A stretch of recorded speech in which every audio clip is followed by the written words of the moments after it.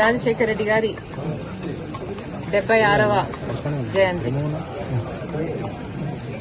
ఈ సందర్భంగా ఆయనకు కాంగ్రెస్ పార్టీ ఘన నివాళులు అర్పిస్తుంది. రాజశేఖర రెడ్డి గారు ముఖ్యమంత్రిగా 2 సార్లు గెలిచారు. 5 సంవత్సరాలు ముఖ్యమంత్రిగా పనిచేసిన నాయకుడు. రాష్ట్రంలోనే కాదు, కేంద్రంలో కూడా కాంగ్రెస్ పార్టీని అధికారంలోకి తెచ్చిన నాయకుడు. ఆయన పరిపాలన, ఆయన పథకాల వల్ల కోట్ల మంది తెలుగు ప్రజల జీవితాలని తాకినవాడు. ఆరోగ్యశ్రీ, ఫీజు రీయింబర్స్మెంట్, 108, జలయజ్ఞం ఇలాంటివి రాజశేఖర రెడ్డి గారి మార్క్ పరిపాలన. ఇచ్చిన మాట తప్పకపోవడం, మడమ తిప్పకపోవడం రాజశేఖర రెడ్డి గారి మార్క్ రాజకీయం. రాజశేఖర రెడ్డి గారు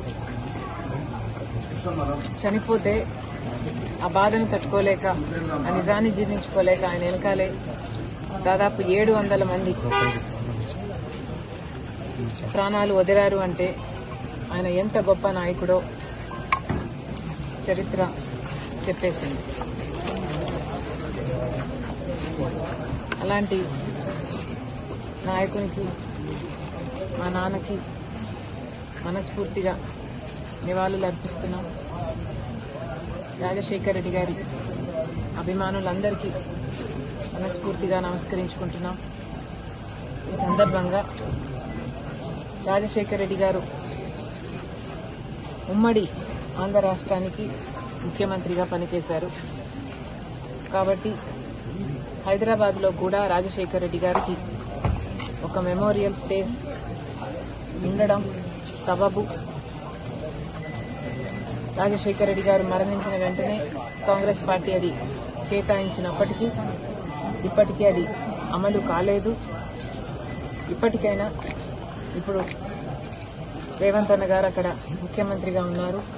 ఇప్పటికైనా హైదరాబాద్లో ఉమ్మడి ఆంధ్రప్రదేశ్ ముఖ్యమంత్రిగా పనిచేసిన రాజశేఖర రెడ్డి గారికి ఒక మెమోరియల్ స్పేస్ ఏర్పాటు చేసే దిశగా పనిచేయాలని రేవంత్ అన్న గారిని మనస్ఫూర్తిగా రిక్వెస్ట్ చేస్తూ, ఇదే విషయం మీద సోనియా గాంధీ గారిని కూడా అడగడం జరిగింది, లెటర్ రాయడం జరిగింది. కాబట్టి ఇది వెంటనే అమలు చేస్తే రాజశేఖర రెడ్డి గారి అభిమానులందరికీ రాజశేఖర రెడ్డి గారిని తెలంగాణలో, హైదరాబాద్లో కూడా వాళ్ళు వెళ్లి తలుచుకోవడానికి, నివాళులు అర్పించడానికి అవకాశం ఉంటుంది. ఎందుకంటే ప్రస్తుతం కనీసం ఆయన జయంతికి, వర్ధంతికి కూడా ఆయనని స్మరించుకునే అవకాశం అనే మెమోరియల్ స్పేసు తెలంగాణలో, హైదరాబాద్లో లేకపోయింది.